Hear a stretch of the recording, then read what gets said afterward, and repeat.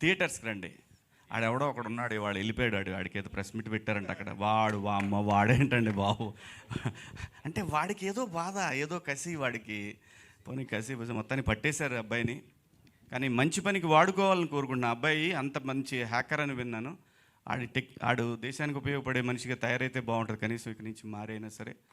Talent ఎవరి సొత్తు కాదండి, అతను ప్రూవ్ చేశాడు. చేసింది చాలా దుర్మార్గమైన పని అయినా సరే అతని టాలెంట్ గురించి వింటుంటే వాడు నిజంగా ఒక దేశానికి పనికొస్తాడు కదా ఈ మనిషి, ఎక్కడన్నా సెక్యూరిటీ సిస్టంలో వాడు యూజ్ చేసుకోవచ్చు కదా ఇతన్ని అని అనిపించింది నాకు.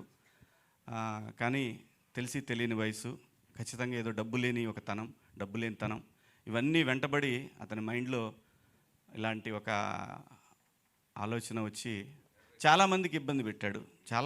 తనకు తెలియదు, చాలామందికి ఉపయోగపడుతున్నా అనుకున్నాడు. కానీ మనకంటూ ఒక రాజ్యాంగం, దానికి లోబడి అందరం బతకాలి కాబట్టి దాన్ని వదిలేశాడు. కానీ ఇక నుంచైనా అతను మారాలని కోరుకుంటున్నాను.